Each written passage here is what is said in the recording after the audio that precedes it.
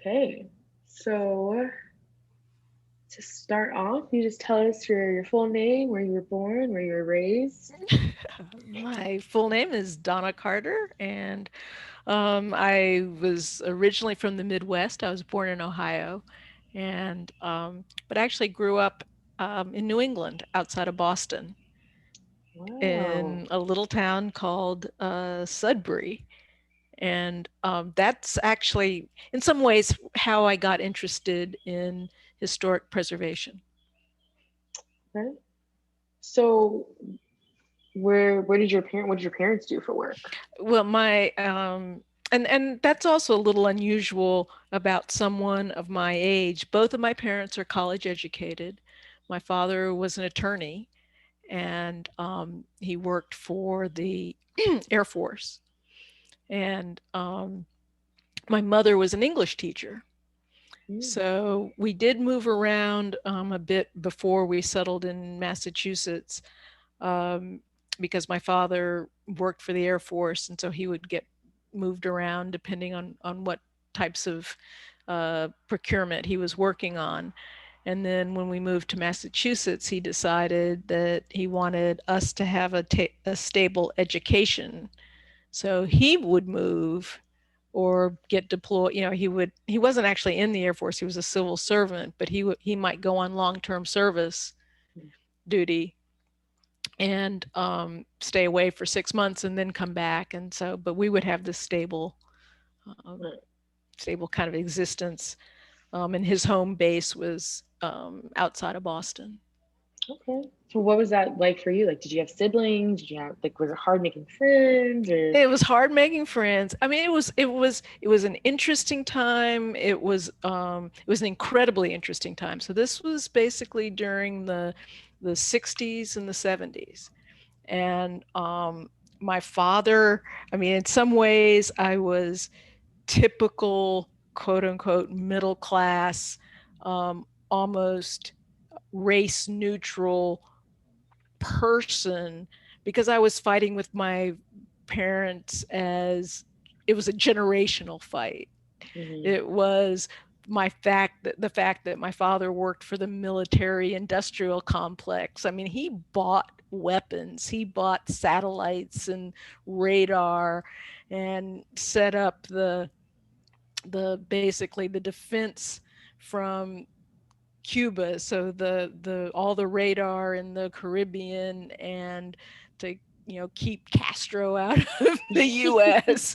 He bought all of that stuff, and then he went up to Alaska and set up satellites up in Alaska to keep the Russians out. So and he was a staunch supporter of the Vietnam War. So I mean, there were just so many ways that I was not going to want to be friends with Yeah. this guy. So, um, so yet he was also the person who went to the March on Washington. We were the family that integrated, that were, you know, when we moved to the little town Sudbury, there were only 6 African American families there. Mm. They would not sell us a house.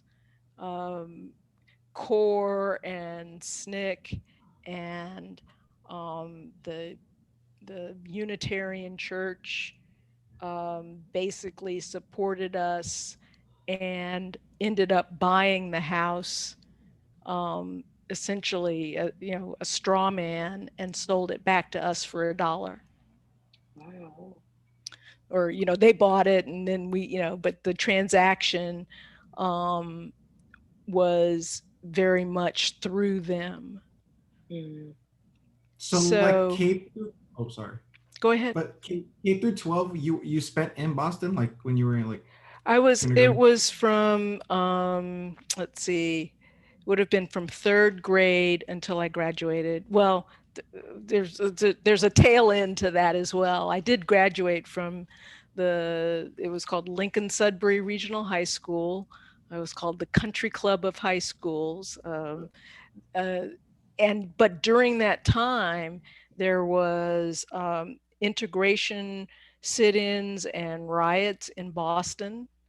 And my parents would take us to those. So we sat in, we would go into Boston. I remember, you know, you know, being spat on, being, people having placards, saying they didn't want to go to school with, the N word. I mean, this was all part and parcel, yet, we drove 20 miles back into this, literally this suburban existence.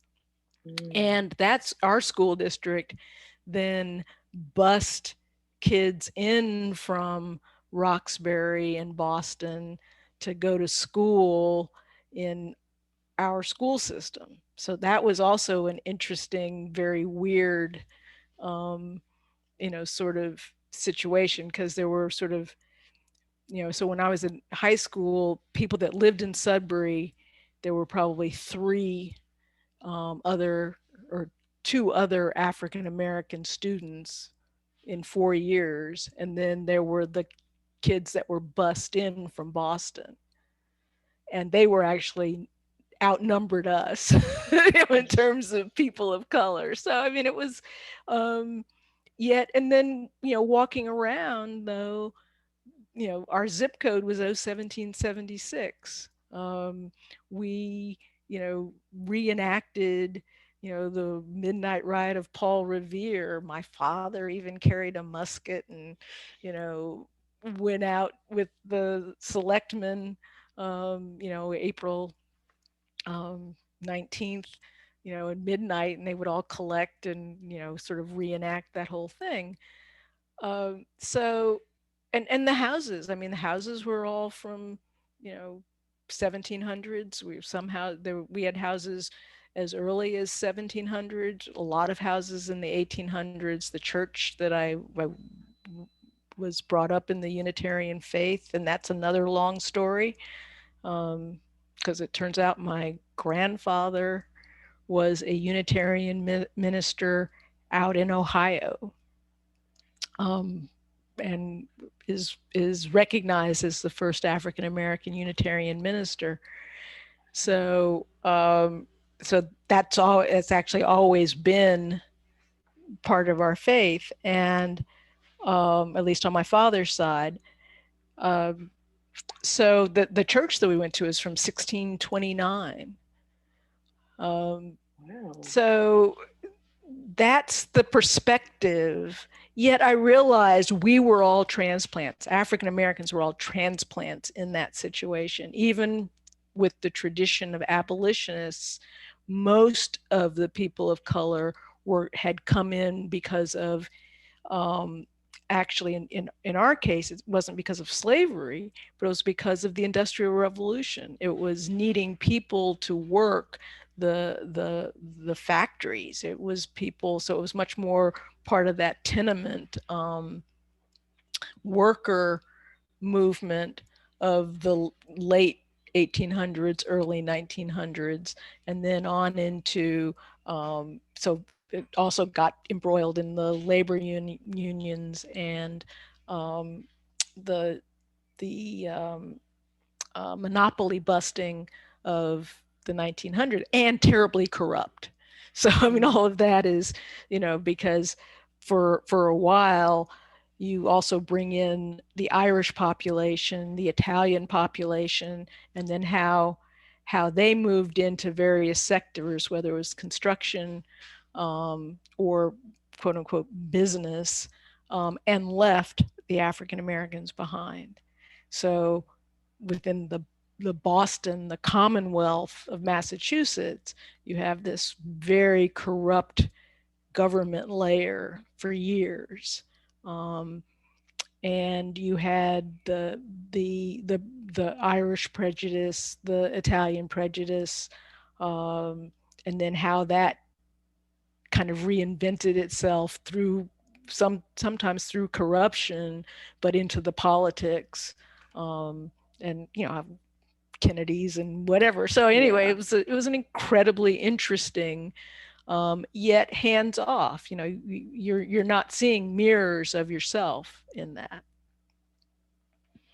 which is why coming to Texas became very interesting, because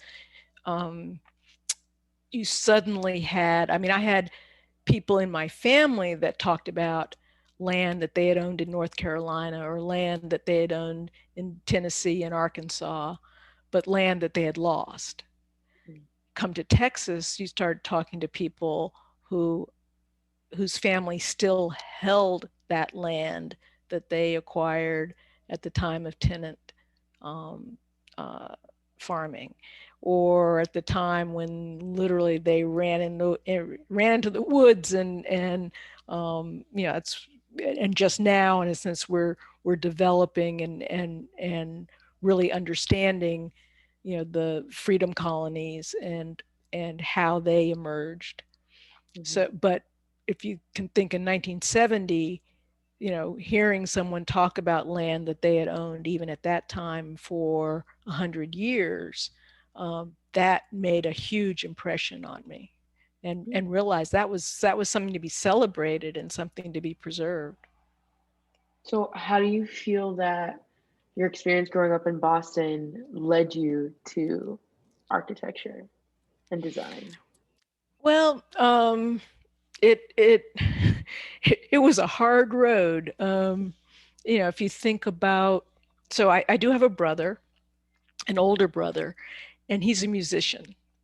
And so here you had my mother, the English teacher, who was a great debater and a great orator, and my father, who was an attorney. And then my brother said, "Hey, I think I want to be a musician."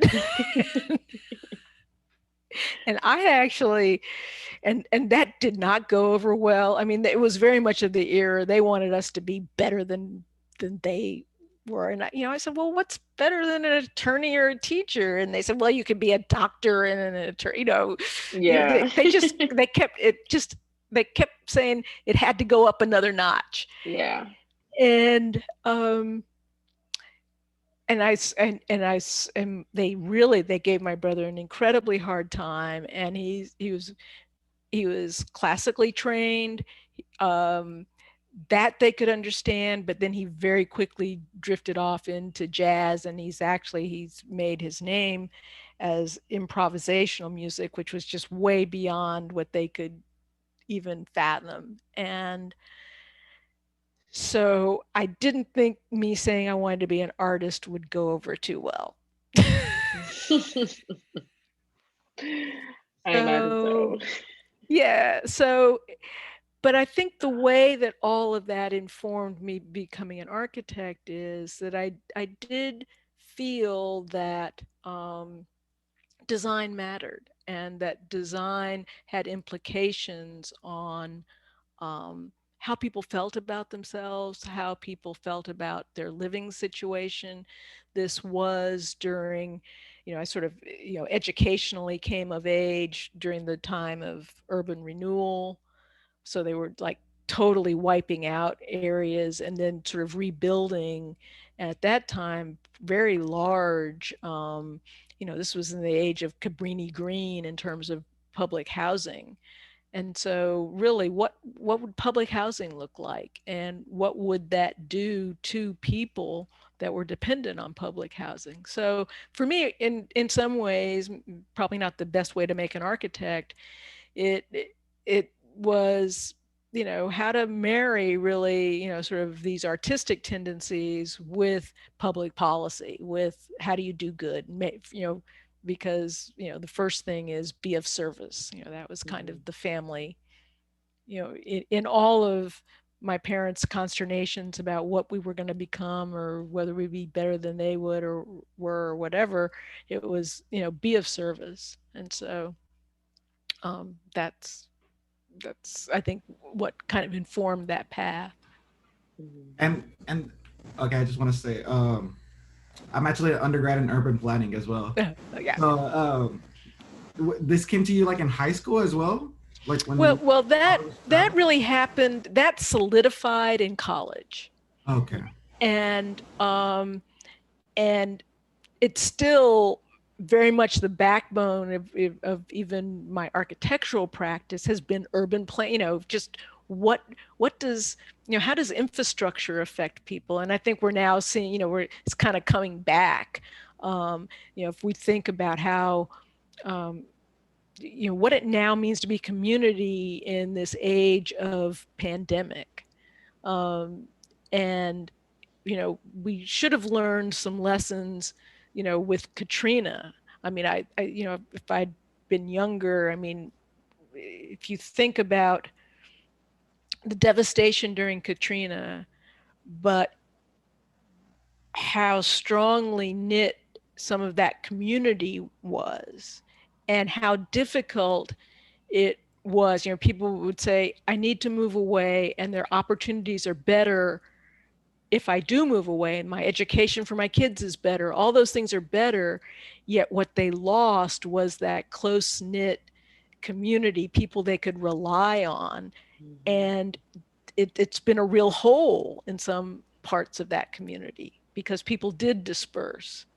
And so, how that's all on top of each other is, I mean, I think it's incredibly interesting. And I think I'm hopeful now, as we're becoming more comfortable in our differences, that we'll be able to use that sense of community, because I think that is important in Mm-hmm. terms of being of having this self-worth. And then could Okay. you remind me again where'd you get your bachelor's? At Yale University. And what was you went for architecture or what exactly for your No, bachelor's? so Yale's a kind of funny place. I mean, basically they just sort of say you can take whatever courses you want, and it's not even done in hours. It's literally you get, you know, five, actually it was like 1 unit per course or something. And literally, if you can get 36 units, you can graduate. So, and there was, you didn't have to take English, and my mother was an English teacher. And I said, you know what? I'm tired of reading books like The Mill on the Floss. I mean, I totally rebelled as an undergraduate, and my mother was really, she was aghast that they would let me out without ever taking an English class. So I took a lot. I actually did. I took a fair number of art and graphics courses. They had a very good graphic design school. And I did take architecture courses. And then the rest of my courses were really in city planning, the history of city planning, and policy. Social sciences as an undergraduate. I did enough to what I thought would get me into architecture school. So I did my, 2 or a year and a half of calculus, and I did my, year of structures, so that I could say that I'd had those in order to get into an architecture school. Um, so, and so then I went to Berkeley after that. And what, if you remember, like what was your first job that you took on after you were a licensed architect? And how do you feel it shaped the way you handle projects moving forward? Well, my first job as a licensed architect was my job coming out of school. So when I came out of school, I worked in the Bay Area, just the way students work. I'd work a Mm, few months at a time, and we'd help sometimes it would be helping a professor, sometimes it would just be doing sort of odd jobs. I didn't really work in a firm. When I came to Austin, I actually worked at, well, I interviewed with David Graeber, and at the time, it would have been Brooks Barr, Graeber, and White was the firm. Uh, but at that time, it was going through a lot of changes. And by the time, I mean, I talked to them, I think before I'd actually graduated, I still had one more quarter to go at Berkeley because they were on the quarter system. And by the time I got back to Austin and David said, yeah, I want you to work for me, they had transitioned into 3D International. So technically, my first job was with 3D International. Mm. Technically, I was hired by David Graeber, and nobody knew I'd been hired.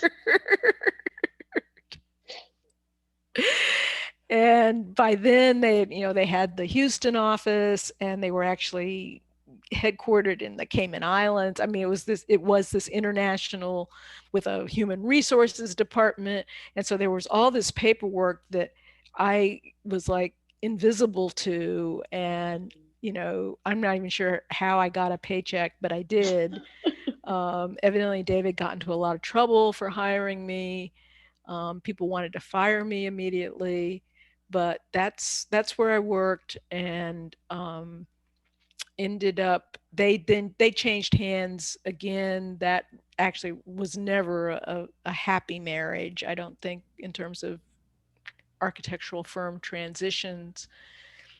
And he and his original partners, Al Simmons and Tommy Cowan, broke away, started what was the very nucleus of what's now GSC, Graeber, Simmons, and Cowan. And I was one of their first employees. David just kind of pulled me in with that.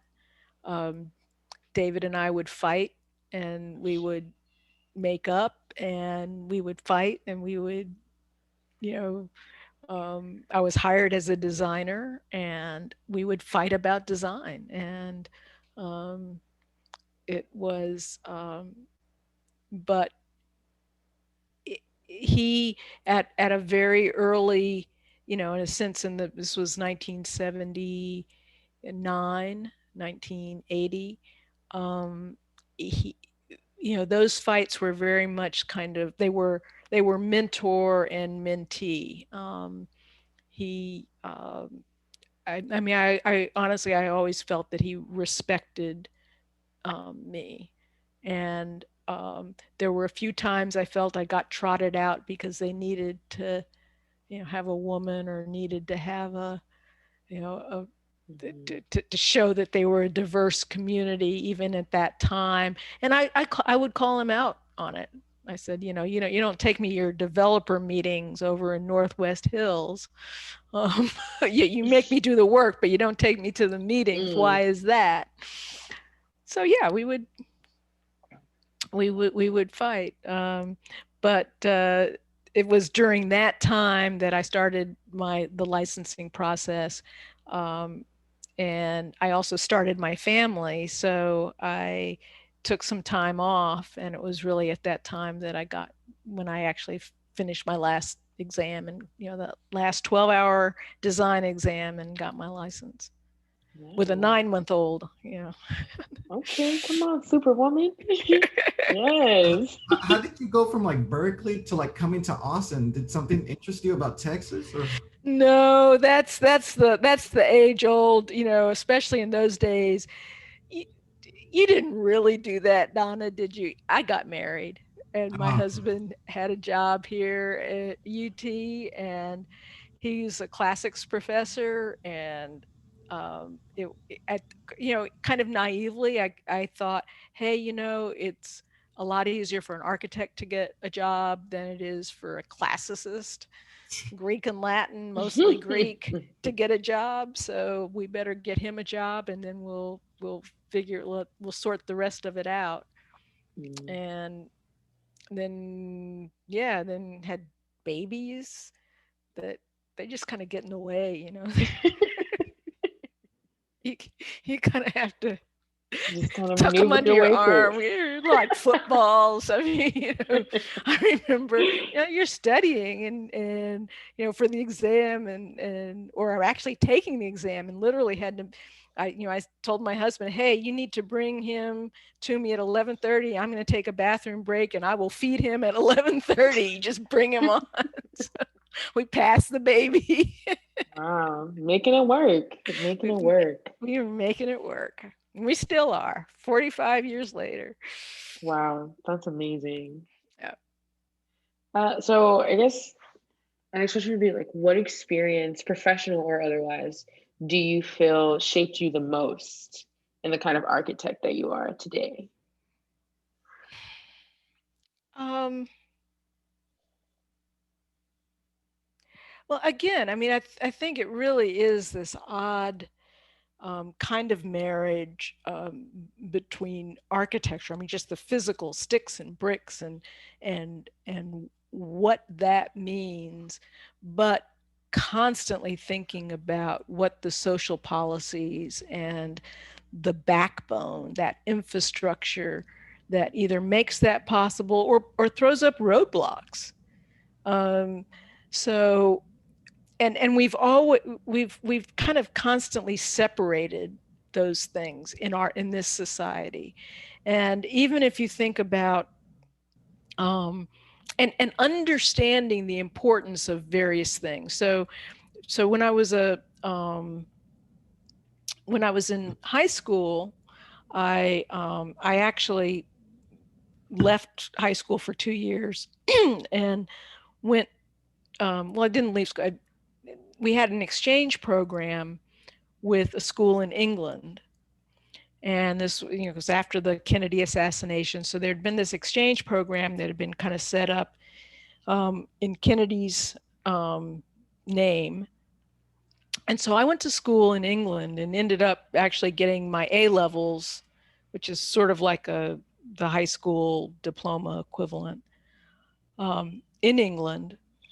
And in there, I suddenly realized, well, a place that's from the 1600s or even the is not really very old compared to what you have in England and certainly what you have in Europe.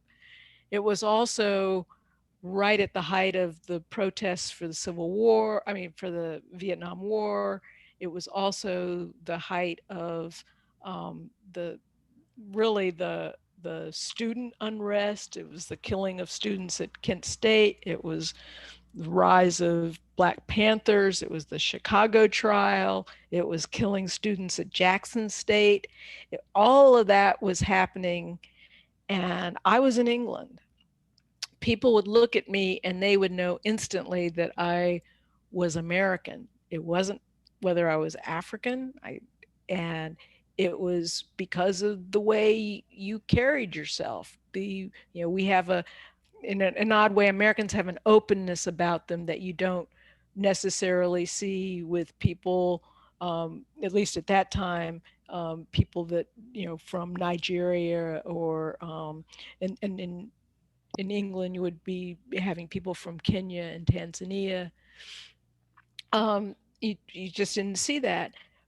Yet I also felt people in America didn't see me as Americans. I didn't, so, Mm. I felt like I literally felt like I was a person without a country. Mm. Um, because all I could see was the unrest and the burning um, and how mistreated people were. Um, and how, even at that time, I just had this feeling, I mean, money makes an incredible difference, and it was very hard to even separate race from money, um, because they got so entangled and so uh, and race colored the fact, pun intended, whether you could make money. um, so so I really felt like person without a country. Mm. Um, and but I eventually went back to the United States. Fast forward, um, went to Yale, but I got kind of spooked there too. So I left and I got a Ford Foundation scholarship and went to school in Egypt. Mm. And so that's also a really different culture.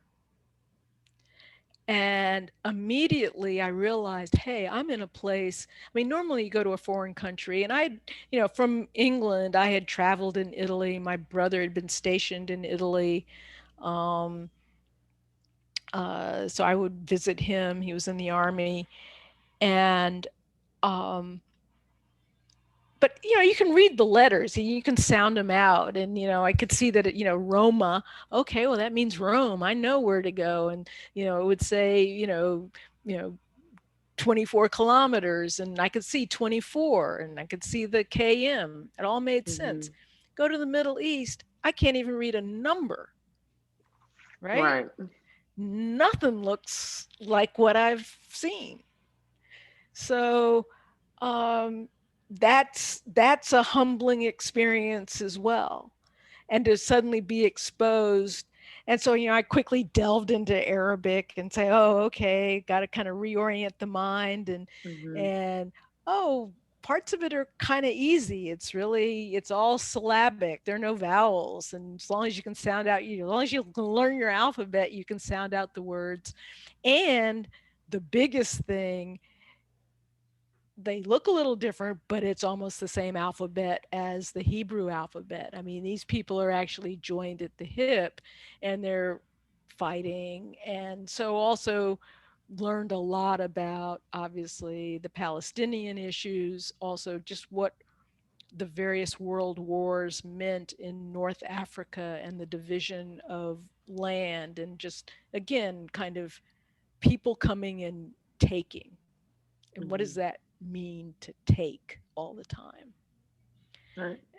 And so all of that really kind of informs me as an architect, um, that resources are precious, resources are shared. Um, in Egypt, when they flooded for the Aswan Dam, which is supposed to be this technological wonder, the Russians swooped in because we were a little hesitant, relocated the people, built them new concrete block homes. But they did not build the community bakery. They did not build the place really where the women of the village would gather every day. They would make bread, they would wash clothes, they would talk, they would do all of those things, but they did that communally. Well, the new Mm-hmm. housing didn't take that into account. Mm-hmm. And, regardless of what we think about progress, integration, any of those other things, the ability to have that as your stable, um, as who I am is still very important. And so, how to learn to, in a sense, be together apart or be apart together. I mean, however you want to look at that, Mm-hmm. um, is I mean, I think architecture can help with that, but definitely architecture should not get in the way of that. Your Wow. background is so rich. Have you ever done teaching? No, No? no, when I first got here, I was offered, I would get calls all the time. Oh, come teach at UT, and I just didn't feel I had enough experience. And now I'm too busy too. So, and next year I'll be too old. But anyway, Never, never, no such thing. So based off those experiences, like, and knowing that those shaped you into like the kind of architect that you are, do you think those also led you to starting your own design company? Or how did you decide, like, I'm ready to start my own, and then go about it, figuring out your mission statement too? yeah, it was all dumb luck and stupidity. First of all, I thought, oh, if I have my own firm, I can spend more time with my family. Um, and the jury is still out on that, because you just spend, this becomes another baby. And I really feel I neglected my kids as when they were younger. And I was only able to do that because my husband was a teacher and his hours were more flexible. And so he could fill in a lot of those. I mean, there was a time when my son felt, my husband took a prolonged, he went to France for a 3-month teaching thing. And my son was convinced he was going to starve because he said he had never seen me cook before. So I had to convince him. He was like 3, and I had to convince the dude that I really could cook. Um, but then when I talk to them now that they're adults, quite honestly, my daughter said, I actually think you were there for me more than a lot of my other friends' parents were, because what I sort of didn't kind of put together, but evidently she caught on and felt very keenly, was, I mean, obviously, if something happened at 10 o'clock, I didn't have to ask anybody whether I could leave or not. I just left. Mm, And I went to her, or I spent time with her, or I went to her play, or I went to, she was a big soccer player. I went to her soccer game, or I drove her wherever she needed to do. So as far as she was concerned, I was there when she needed me. mm, So it was an interesting, and I didn't find that out until, probably 15 years ago. We just were casually talking about something else, and and she just, it just came out in a conversation. So you never know what that impression that impression is, but it was really the, I did want to control. I wanted to control the types of projects I worked on. I wanted the ability to work for free if I could and wanted to. mhm, Um, I um, and I wanted the ability to spend the time I felt I needed to spend on a project, regardless of, so even if it isn't a pro bono project, it may, for all intents and purposes, be, because I may be spending way more time than, the $1,000 fee that the church ladies, cobbled together to do a right. restoration plan for the church. So, so it was really that element of control that said, and my mission statement, which I've never been able to fulfill, was, to have, this diverse body of professionals working with a diverse body of clients, doing good works. And, there are times when I just have to take really the most awful and mundane projects. I mean, they're not illegal, or they're not ethically wrong, but they're just like, repairing the state roofs. But Yeah. they pay every 45 days. So yeah. Wow. Thank you for sharing that. So I guess just to move on a little bit to John Chase Mm. himself. So how did your relationship with the John Chase building start? Well, um, in all honesty, it started in 1980 something. Oh. Um, and various incarnations of the Austin Revitalization Authority, we did various, we were kind of had an open end, what would now be called an open-ended or an IDIQ contract with Austin Revitalization Authority. And that would mean we would go out and just look at buildings. If somebody called them and said, hey, I'm thinking of redeveloping this site, or I need a new roof. I mean, it really, sometimes it was facade work, sometimes it was total business feasibility. But when it was the House of Elegance, um, they were looking to do some renovations to it and called ARA. We went out and looked at it, and I'm saying, oh, wow, this is an incredible, it was just an incredible looking building. And it was like, in the middle of two houses, so, Mm-hmm. how, you know, and so then I kind of went into, oh, it is on the National Register. Oh, it was John Chase.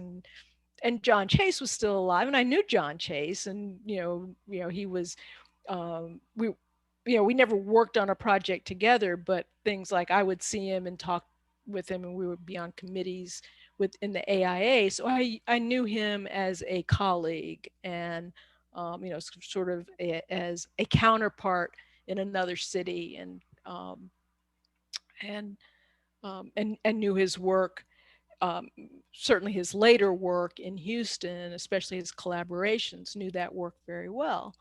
So, so that's really how how I know about the building and what I knew about it. So I actually, in my archives have, photos from the 80s of the building as a beauty parlor.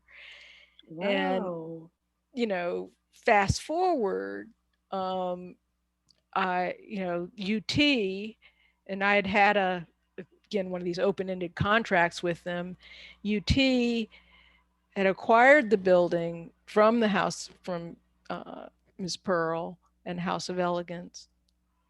Um, they knew they wanted to do it in house, and quite frankly, they were just, it was like they were glad that it came about, but kind of not knowing, first of all, what it would take to actually restore restorations.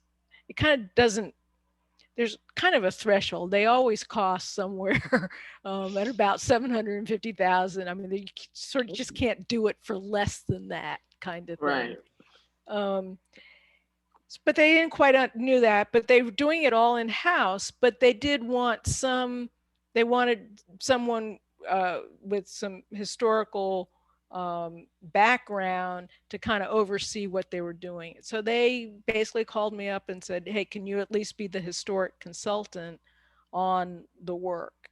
So it was kind of an odd position because I ended up playing what they usually play on me. I mean, I said, okay, let me look at your drawings. And then I just took out the biggest, fattest red pen I could and say, oh, no, you can't do it this way. And you need more detail. And no, that's not the spec you can, Yeah. where are my specs? Why didn't you do it? Why didn't you do it right? So that was fun. And so I've continued to play that role and could very much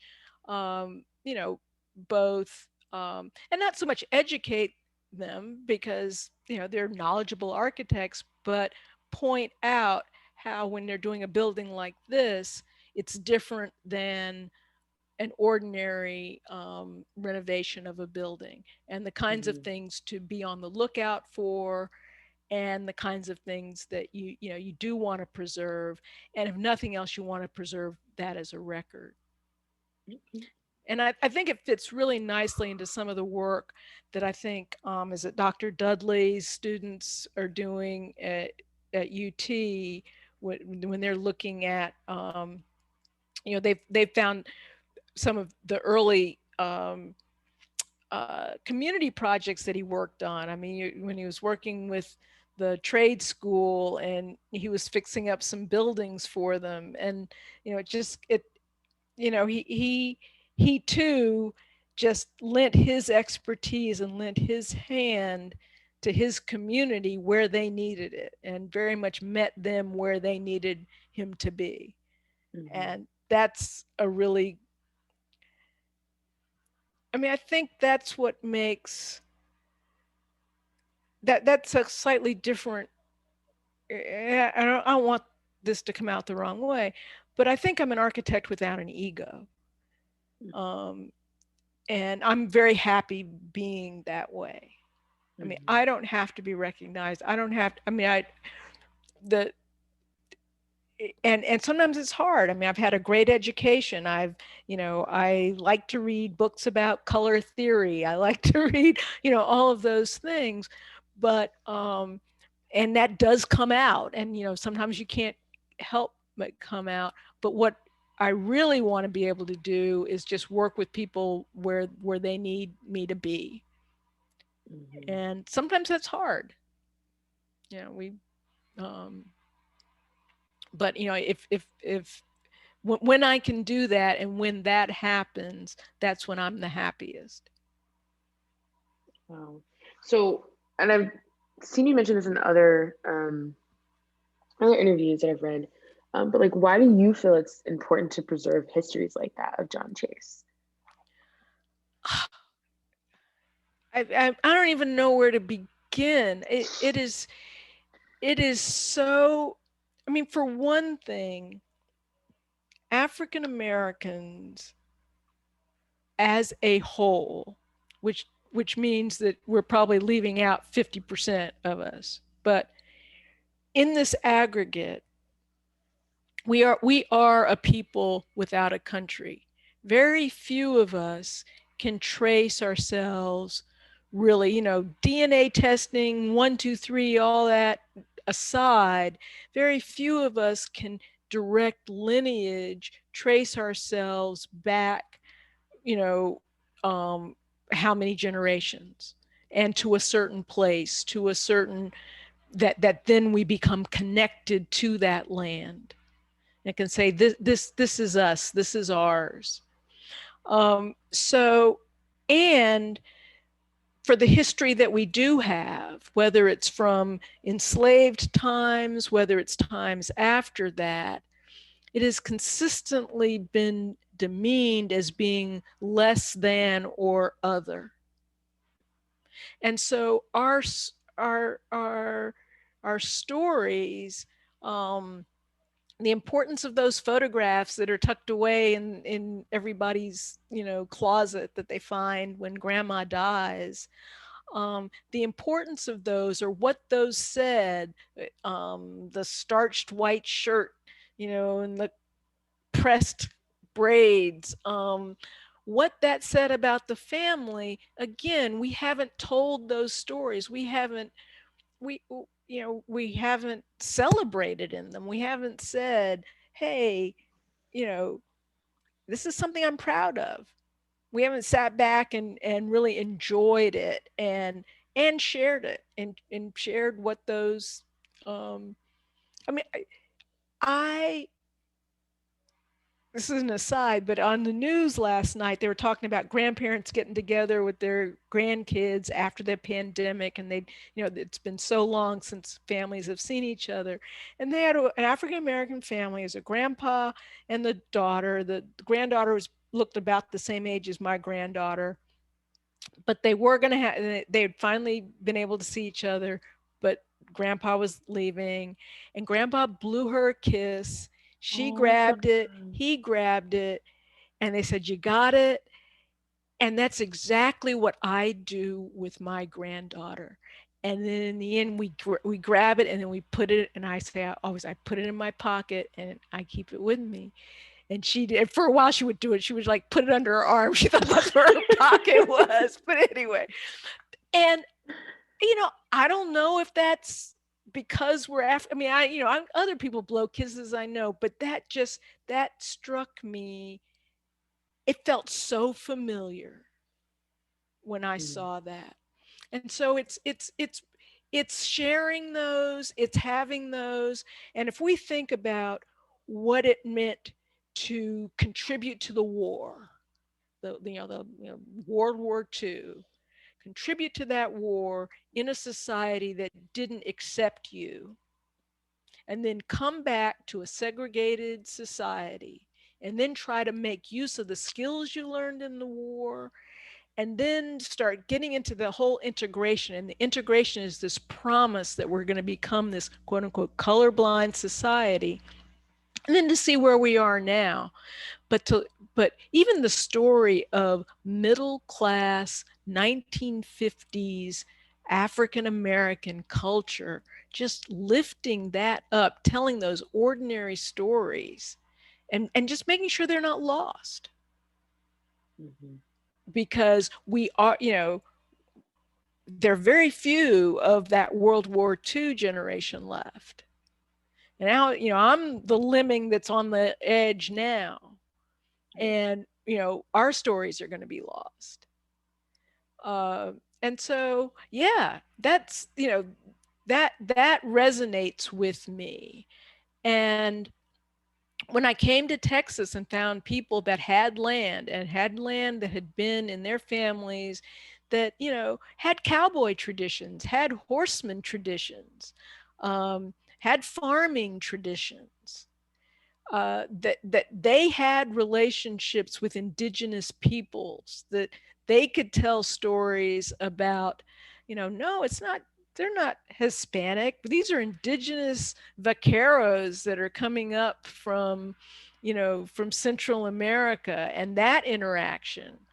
Um, so all of those stories, preserving that, and it's really so that, the grandkids, the next generations can look back and and when that third grade autobiography, you have to write it in Texas. When you write that autobiography, you've got stuff you can say. Right. I agree. And I think that is really important. So, given that, how important to you as a person who's kind of working as with your red your pen and you're given the red X's, how important do you think it is to kind of try to stay true to like John Chase's original vision for that building and still making sure that it's like up to code and things for today? Right. And that's always a sticky wicket. Yeah. Um I I fall I'll be honest, I am all over the map on that. So at some point you listen to your resource. If you have a resource that has been relatively unadulterated and does serve as that sort of an exemplary style, you go ahead and and if you have the information to restore it to what it was exactly, that's cool. I mean, if you've ever been to the Lorraine Motel, um, and seen the exhibit at where King was assassinated, but to go through there, and I mean it is so evocative of that moment in time, and those are powerful statements. um, so so I think there is a place for that type of restoration. I think to me there is also, when I go to Europe, let's say, and go to um, Rome or go to Paris, you have absolutely iconic uh, historic structures, historic avenues, the Champs Elysees, and then you'll have these, I mean, outrageous, glass structures that are kind of, coming out of, you obviously have the Louvre, but you have, there's one on the Champs Elysees that's literally curved glass that kind of comes out of the corner of the building and snakes over here. And that doesn't bother me either. I mean, things do have to evolve. Things do have to change. They can't. We can't be stagnant. Hmm. Um, we can't. So so there are times when that's perfectly relevant. Um, when you're when we get to historic sites, like plantations um, and also and places of unrest and hurt, I feel they have to be interpreted. I did a restoration at the Texas and Pacific in Fort Worth, Hmm. and that was built during segregated times. They had removed and they have lost all of the quote unquote, they literally were black, all of the black lavatories and drinking fountains and toilets. They were all black porcelain, and the white ones for white folks were white porcelain. All of the other ones were lost. The one room was called the colored ladies waiting room. um, so for me, when I was doing the plan, I referred to them in their historic names. So in some ways I think you need to, I mean, I don't want to whitewash that history. And I want it to be a little painful. It should sting a little bit when you hear it. And I hope it stings for everybody, Hmm. because then it won't happen again. Very true. Very true. And how do you feel? I know you said that you and John were like friends. How do you feel like his legacy shaped you? Well, I mean, first of all, seeing somebody do it Hmm. is is is always, I mean, yeah, it was like, okay, well, how do you partner with bigger firms? I mean, these are not, I mean, it's not sitting down. I mean, I'll be honest, it wasn't sitting down and me being in awe. It would be literally almost like, oh, John, I got a question. I know you just did, this, you were on the convention center or whatever. How did that work out? Did you really, Mm. how do you deal with a contract like that? Or talking about, I mean, and I can't remember the exact situation here, but I can see him sitting on the other end of the table, and I can feel the conversation. We were just talking about literally rules changes in TSA. You know, this doesn't sound like it's going to work well for us. And what do we need to do, kind of thing. Mm. So it's much more um, that the ability to speak about things and have someone understand your perspective, Mm. because it wasn't, and sometimes you just wanted a and it was like, this is what people are telling me. Should I believe it? Mm. Or where should I, when should I have my, you know back hairs up? What Yeah. are the potential pitfalls in this situation?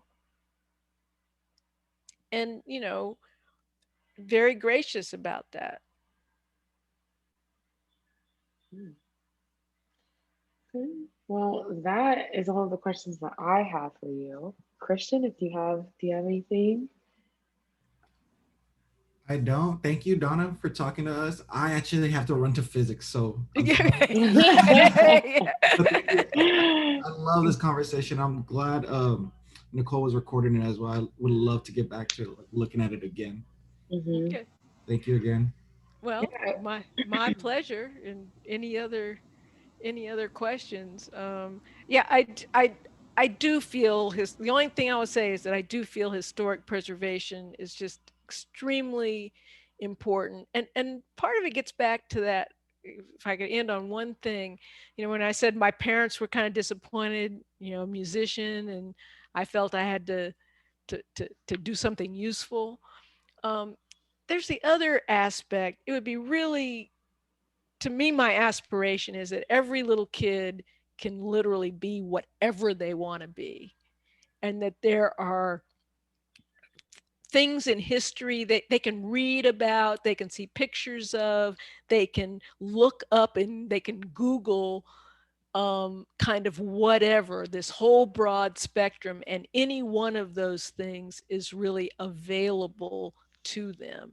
And the only way that really becomes possible is if we show how others have done that, or have at least paved the way, because you may be doing something entirely different and new, but you kind of want to see what the stepping stones to get there are. And whether it's, literally want to be a ballerina, I want to be an actor, and take the stigma out of some of the other thing. I want to be a carpenter. I mean, Mm. we should take the stigma out of working with my hands. And lift up teachers, lift up garbage collectors. I mean, where would we be if, and there's a technology now to that. So how do we make what and where we are better? And I have to see how I fit into that, and see that in a way that I can be proud of who I am. Mm. And that's the biggest thing. I need to be proud. um I don't need to be a braggart, but I do need to be proud of who I am. Hmm. Wow. Thank you again, Donna. You've been very amazing. I've very much enjoyed this interview and learning everything about you and all the things that you've been through. Just so rich, like Christian Great said. history. Great history. Like, Yeah, Uh, thank you for doing this. I appreciate it. thank you for of taking the course. time. Ah, My pleasure. Yeah, well, if Have you have fun any in other physics. questions, look, have fun. All right, guys. Yeah, I gotta head out, but thank you, guys. Thank you. Yeah, of course. Okay. All right. If you Bye. have any other questions, Donna, Hmm. I'll make sure to shoot you an email. Okay, And I'll sure. I'll definitely like send you a link once we like upload write out the future story and we get ready to upload it. I'll send it to you before you post it and stuff so you can just All read right. over it. Okay. Okay. I appreciate it. Of course. You have a great day, okay? Okay. Same to you. Bye bye. Bye-bye.